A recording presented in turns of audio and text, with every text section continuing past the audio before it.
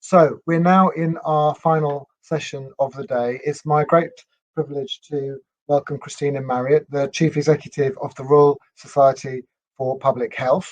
She's been there a year and had many important roles in public health and in other fields over the past few years, including the National Lead for Health Inequalities at NHS England, serving on the Department of Health's Improving Population Health Advisory Group, visiting fellow at the University of Southampton, national lead for delivering race equality and mental health, and many other things besides. I'm very grateful to you, Christina, for coming along. You're going to talk to us about ambition, drive, values, how we can help improve health and well-being and tackle inequalities. So I'll hand the floor over to you and then field any questions afterwards. Thank you very much. Thank you, Martial. And just one quick correction there. I led the research part of delivering race equality. Lord Patel and Melba would be rather upset, I think, to hear that I'd heard the full amount. But thank you for the introduction. And more particularly, thank you for inviting me to conclude the final day of this conference. It's a huge honour, and particularly this year when the public health workforce have been such heroes. So thank you for inviting me along. As Martial said, I've been asked to speak about how the public health workforce can improve health and well-being and tackle inequalities through our shared ambitions, our drives, our values. And I thought I would start by looking at one of the founders of modern epidemiology and indeed public health, and the person who the Royal Society for Public Health's offices are named after, John Snow. We all, I assume, know that John Snow traced this source of a cholera outbreak in Soho in 1854 to a contaminated water pump. His finding helped to further our understanding of infectious diseases and catalysed the improvements to water and sanitation that laid the groundwork for our health protection work now. My office, which I have seen just once since starting the job 11 months ago, has the original sanitation journals that are a signal to how important this era was in the establishment of public health in the UK. And I cite John Snow because he used the principles of public health, the evidence base, but also his ambition to rise to the rather large challenge of stopping the spread of cholera. Next slide, please, Rachel. We have a great challenge ahead of us. COVID-19 certainly has provided a new perspective, and the past year has been extraordinary for all of us. As Martial said, I joined the Royal Society for Public Health 11 months ago, and I have seen the exceptional achievements of the care, healthcare, and most particularly the public health workforces in response to COVID-19. Any discussion we have about how we improve the health and well-being and tackle inequalities post-COVID-19 must start with the acknowledgement that we have an exceptional cadre of public servants. I regularly speak to directors of public health who haven't had a full day off in over a year and who have worked ludicrously long hours, 80, 90, 100-hour weeks every week since early 2020. Many are truly exceptional people, and all of them, all of you, deserve our support and our gratitude. This slide depicts the complexity of the challenge we now face due to COVID, and it's not even comprehensive. Not only will there be the shadow of COVID on the health of the nation, but this will be socially patterned. Those communities most badly affected by COVID will be most badly affected by both its health and its wealth impacts. Mental health and long COVID are particular concerns, but of course we will also be facing lasting damage to our economy. We know and we have seen through the pandemic the link between the health and the economy, and the economic forecast suggests that many who have been hit hardest by the pandemic will continue to feel the financial burden of COVID for some time, with unemployment rates and GDP set to recover slowly. We know that having less money is inextricably linked to being in poorer health and having poorer health outcomes, and public health professionals will be tasked with addressing this fallout.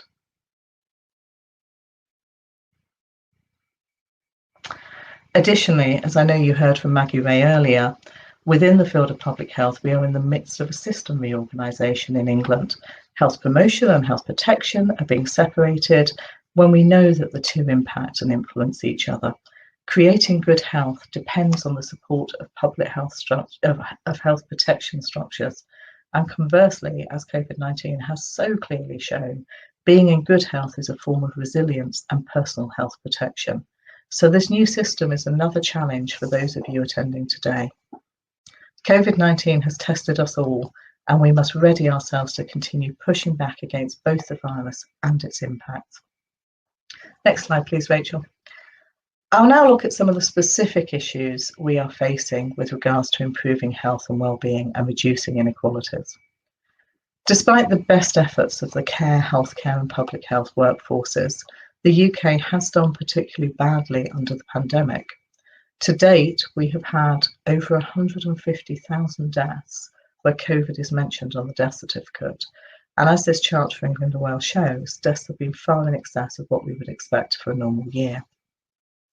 To put the UK into an international perspective, at the beginning of March 2021, we had the fourth highest rate of deaths per head of population in the world. Of course, there are some variations in how accurately data is collected, and as India is currently tragically showing, the pandemic will continue to have different levels of outbreaks in different countries at different times. And so we do expect this comparison to change. But the first 15 months of the pandemic, our mortality due to COVID was far in excess of nearly all of our neighbours, was higher than in Italy, which of course had that first terrible outbreak in Spain, and was higher than in both the US and Brazil, both of which are frequently cited as examples of how badly the pandemic can be handled. These are hard truths for the country to come to terms with, and I suspect many of us have reflected on the relationship between public health and public policy making over the last year. And of course, as we all know, COVID-19 mortality is worse in those with pre-existing conditions. Obesity, diabetes, hypertensive disease are all over 3 times more likely to be pre-existing conditions in a COVID-19 death than in an all-cause death. Especially for young people, conditions associated with overweight and obesity place individuals at greater risk of mortality from COVID. So as we emerge from the first, second, third wave of the pandemic with unacceptably high mortality rates, we also emerge with a clearer case to make prevention essential to our public policy making. Next slide, please, Rachel.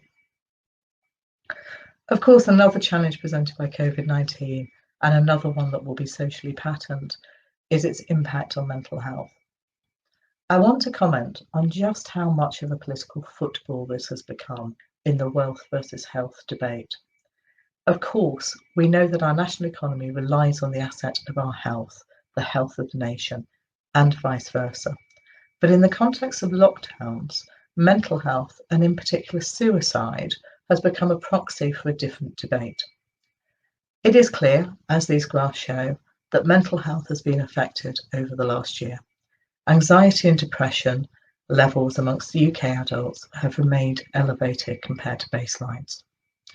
We also know that children and young people have severely felt the effects of school closures and social isolation on their mental health. The Mental Health Foundation reported that studies point to increased levels of distress, worry and anxiety, and I know many of us will also be concerned about the effects on school readiness and development, especially of disadvantaged children, of the last year. However, there is as yet no evidence I know of a rise in suicide. And yet I have heard it from friends, I've heard it on social media, most importantly, I've heard it in the media, that suicide has doubled in the last year, but I cannot find the evidence of it. I very often hear it in the media from people who own chains of pubs, and so who may have a very distinct agenda. So despite these worrying statistics on mental health, the pandemic challenges us all to question what we hear as truth. And public health practitioners and consultants and directors and national leaders must be the leaders that help the public and policymakers to only act on the best available evidence. Your skills in using data to inform strategies for promoting and protecting health must be combined with the value of transparency to provide that leadership. And I am sure many of us have been impressed with public health leaders at both local and national level over the past year as you have done this. Next slide, please, Rachel. Of course, we have been aware of and working to reduce health inequalities for a significant time. Some of us are old enough to have been caught to the end of the Black Report. In recent times, you will know, of course, the Michael Marmott's report from 2010 that showed the relationship between deprivation and shorter life expectancy. I just want to remind people how shocking it is that life expectancy in the most deprived areas is barely above retirement age, whereas those in the least deprived areas can expect a whole 15 years of retirement. That when this was remeasured in 2020, men in the least deprived areas could expect to live 9.5 years longer than those in the most deprived areas. And of course, the gap is even greater in healthy life expectancy. You actually have to be fairly affluent to expect to reach retirement age still healthy. But perhaps the most shocking aspect of this is the gap in healthy life expectancy is so low, is so high at 18 years. For those in the most deprived areas, healthy life expectancy can be expected to end by my age, 52. And even before COVID, this was not a picture that was improving. The evidence shows that since 2010 and the end of a government strategy on health inequalities, the gap in healthy life expectancy is growing. Indeed, healthy life expectancy has fallen back slightly for women, and women can now expect to live a full quarter of their lives in poor health. The graph on the right shows us the lesson that everybody in public health already knows, that inequality in life leads to inequality in health, leads to inequality in death, with the most deprived areas experiencing the highest COVID mortality rates. So we have an even greater challenge now to reduce health inequalities. We must set the ambition for the country to tackle these inequalities.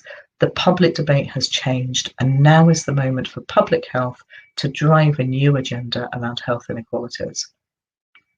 It won't be easy, but then public health can lay claim to the biggest impact on the doubling of life expectancy, not just in the UK, but around the world. It has a rather good track record in rising to the most overwhelming challenges, be it cholera, be it smallpox, be it the tobacco industry. Public health rises to the challenge, and it has rather large successes. Next slide, please, Rachel. So public health can rise to that challenge. We have the data and the skills to set the path to better health, just as John Snow did in the 1850s. And that brings me to consider the government's obesity strategy. It was clear last summer, partly through personal experience, that the Prime Minister had a renewed interest in obesity, and this is to be welcomed. But I want to suggest that if the government wants a public health approach to obesity to work, it must change the approach it has traditionally taken. And part of our role in public health is to escalate our ambitions up to the government and get them to match them. There have been 14 government strategies setting out 689 policies since 1992, with 4 strategies under the Conservative government since 2016 alone. And yet, as Dolly Theus and Martin White have shown in their brilliant recent paper, each of these was fundamentally and multiply flawed, often with the same policies recycled year after year. The most fundamental failing was that they were focused on individual agencies rather than on changing the environment, which we all know the evidence shows not only drives inequalities, but is the least effective approach. Government consistently focuses on the action that the evidence shows us will not work. The strategies are commonly targeted at the provision of information, falsely assuming that people do not know what to eat or what to do, and they use the softest, some might say the weakest regulation approaches with limited deterrence. And they even fail the basic implementation viability tests. They are rarely budgeted, for example. And finally, they are rarely evaluated, ensuring the next strategy can repeat the same mistakes. As COVID has re-shown us, We cannot afford to persist in failing to prevent overweight and obesity.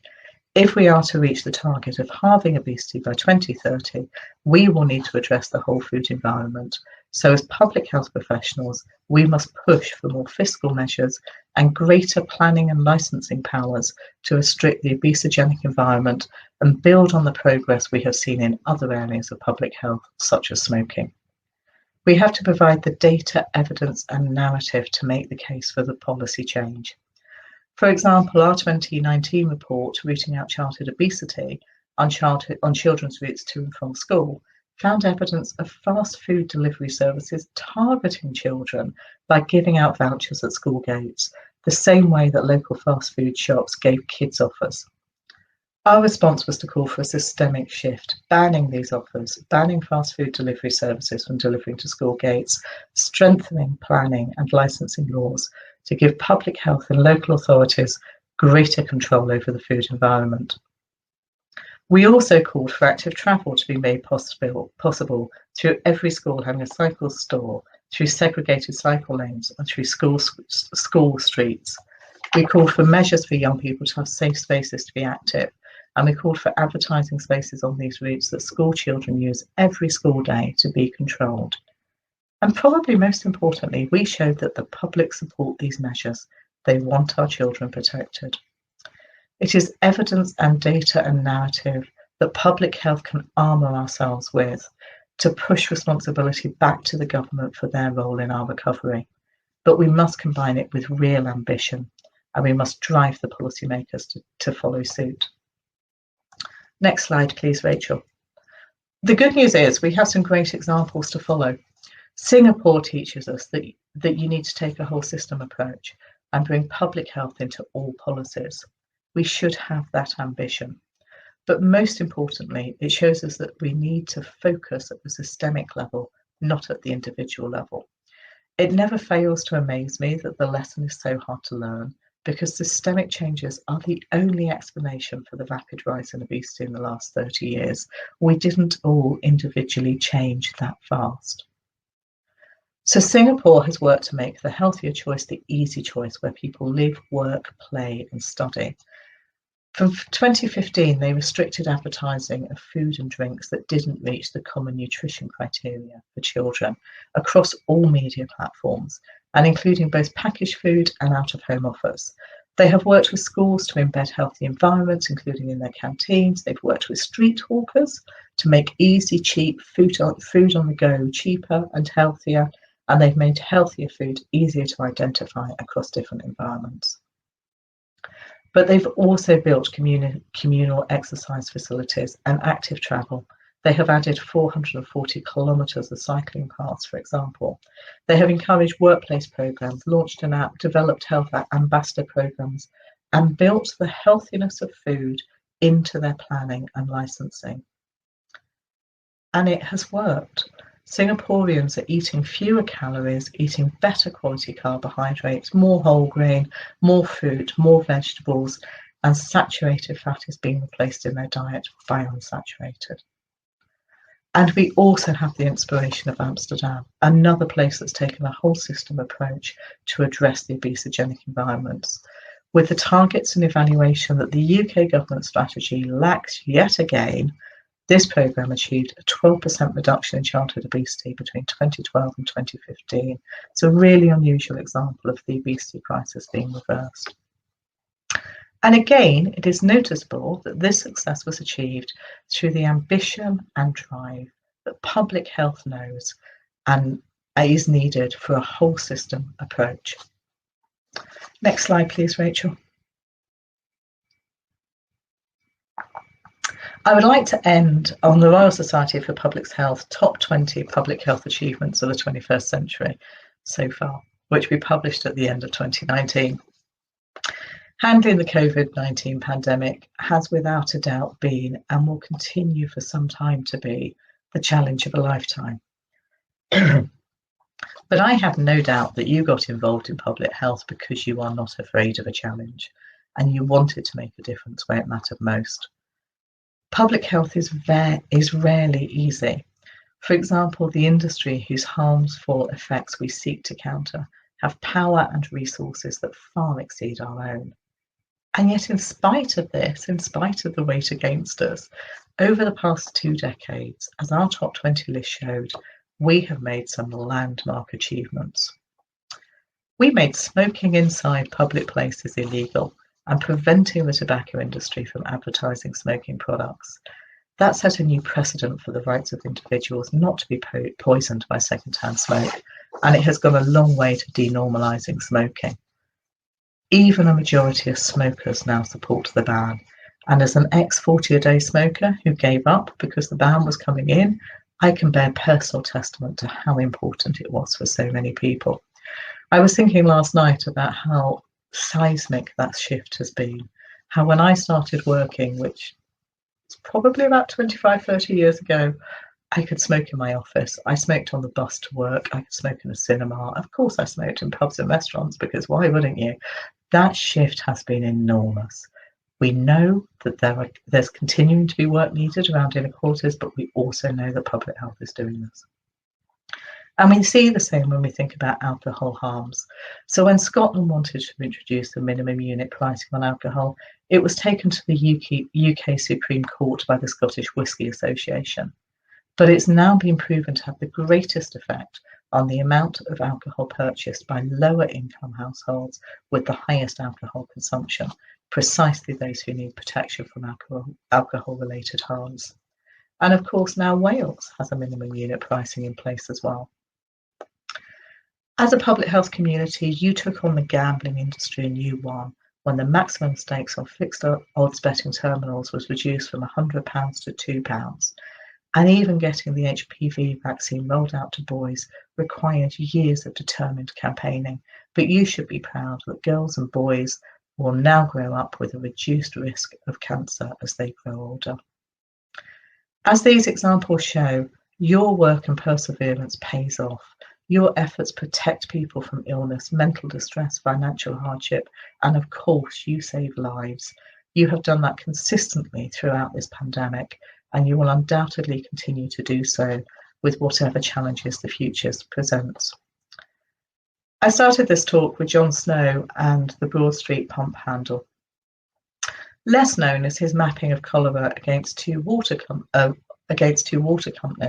one of which provided filtered water from an upstream source, one providing unfiltered water taken from the Thames downstream of the London sewage. He understood the power of action and gesture. That pump handle flourish stands the test of time. But he also understood the persuasive power of data analysis, working in the background to produce the evidence to change the world. Next slide, please, Rachel. Public health has shown in the last 20 years that it has the skills, the drive, and the ambition to follow in the footsteps of John Snow. And we at the Royal Society for Public Health are proud to support you, to champion your work, and to campaign for the resources you need to save the world. Thank you.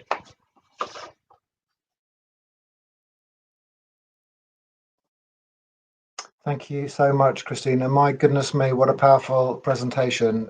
Immensely sobering statistics that you gave us there at the beginning, but also a really motivational reminder of the power of change and how, if we take a longer term view, as you did, that that real effective change can happen and save lives, whether it's smoking or sexual health or seatbelts in cars, or measures to protect the environment or to improve the quality of our food, or lead piping, or of course the example that you started and ended with the cholera outbreak. All of these are changes that have happened, and that many people in this room, in this virtual room, have contributed to and continue to up and down the country. It's absolutely fantastic what you articulated. So thank you very much. Really, really good. We've had some questions already. I'll just start off with one from Elizabeth, if that's okay, which is related to the internet. You mentioned gambling. A lot of gambling takes place online now, but also the purchase of drugs and alcohol, including to young people. So do you have a view about the internet and how it can be regulated potentially? So at the Royal Society, and much of this predates me actually, we've had a long-standing interest in particularly social media and disinformation and misinformation. And of course, that has been so to the forefront of our thinking over the last year. So seeing, for example, the disinformation targeted through social media, particularly some ethnic minority groups, hearing from people that they were hearing that disinformation hundreds of times a day. I mean, it was the only discourse they were hearing. I think has shaped some of the work we've done around COVID in the last year, and I think it's been probably our most significant contribution to that. We are now working on looking at the public health harms of gambling. We are, of course, aware that Public Health England also have an evidence review coming out very shortly around this, but we are thinking about how do we take a public health approach to gambling. Partly, of course, because so much of it is online, and we have seen some increases under COVID because of that. But there is a real challenge there about how you regulate what is a global industry. And I think for me, this indicates one of the real challenges actually for public health that's coming out. In some ways, bless him, Jon Snow had quite a short causal link, and he could literally pull a handle out of a pump. We don't have that with the internet. We don't have as clear or as short a causal link to most of the issues we're facing. We work in a much more complex, interrelated world, and we can't pull the handle out of gambling, and we can't pull the handle out of particularly online gambling, and we can't pull the handle out of companies that make a huge amount of money from high fat, high salt, high sugar foods. So I think in some ways we are facing greater challenges. I just know that we're up for them because we've also doubled the life expectancy, taken global life expectancy from 30 to, where it is now. And that is largely to do with public health. So yes, I think there are huge challenges around the internet. I think we are beginning to see some international movements to maybe thinking about how regulation and taxation can work internationally. And to my mind, that is the only solution. Thank you, Christina. I completely agree with you about the need to take a systems-wide approach. Too often in every sector, not just in public health, we think about things in terms of institutions rather than systems. And that's a challenge for regulators. I speak as a regulator. Currently, regulation does look at institutions, whether it's CQC looking at a trust, or Social Work England, obviously, or all of the regulators, rather than thinking about all of these things as joined up, which we know them to be. So we've got some questions about action at community level, and your views on community-based measures, for example, on waste management, particularly for people who don't engage with statutory services. There's mention in the chat from Karen talking about action that has taken place in Doncaster, where they're developing upstream system level actions at a local level, and how good practice can be shared. So I don't know if you want to say anything about some of the local action that can take place. You mentioned things in Singapore and Amsterdam. What else can be done, and how can that knowledge be shared? And I think perhaps this is a role for the Royal Society to help with, because one of the things we're aware of is so much brilliant work happens at the community level, and people are so busy doing the great community work that people don't get to hear about it, nearly by definition. So a couple of pieces we're really proud to be involved in. We have a Health Champions and a Young Health Champions program that we have qualifications as part of that. And what I think is really important about those is actually they're both about increasing health literacy and peer-to-peer learning, but they're also about training people in local health activism to then be able to engage, as you were saying, Marciala, with their system, with the planning system, with their local system, to campaign and advocate at that community level, because genuinely we believe the community is key to this. The other piece people might want to be aware of from our work, we have recently published something called Community Spirit, which is both a policy paper, but perhaps more interestingly is also a toolkit so that people can measure the community spirit in their own area and look to increase it. Because actually, and this was something we started doing before COVID, and of course it's another area that took on an extra layer through COVID. To us, the community and public health it is so intricately linked. That is the only way we will solve so many of the challenges. And going back to what Maggie was saying earlier around the public health system reform, of course, that's why we need to get the national, regional, and particularly the local level of the new system right to make sure that happens. We are always really interested to hear about local good practice, genuinely really interested. We have just closed our awards for this year, although if anybody wants to put a last minute submission in, drop me an email and I will let that happen. So we try to champion and celebrate community approaches, and partly we do that so that other people can pick them up and take them at scale. Thank you so much for that. There are more questions in the chat, but I'm afraid we've run out of time. So I'm very sorry to all of those who've posted comments, but please, colleagues who are looking in, just do look at the chat to make sure that you're aware of the comments that are being made with others, because I think one of the things that has come through very powerfully, not just with Christina, but in previous sessions too, is how we need to work together, to collaborate, to liaise and share good practice. And learn from each other as we tackle some quite entrenched and difficult social problems that sometimes we can feel a little bit too big. Online gambling, or indeed the inequalities that we've seen through the COVID pandemic. But they have been tackled before, and we can tackle these ones too. But we can only do that by working effectively together, and drawing on the evidence and the passion and the insight of people like you who are working up and down the country, working to improve public health in so many different ways. So thank you very much, Christina. Thank you to all of our speakers and contributors. Thank you, all of you who have been here this morning. I hope you found that valuable and inspiring, as I know some of you have said in the chat this morning. Thank you to Rachel and colleagues from Chamberlain Dunn for the facilitation. Thank you to my colleagues at the UKPHR as well. I wish you health and a productive rest of the day, and I very much look forward to seeing you again, whether virtually or in real life, as soon as we can. So thank you very much, and goodbye.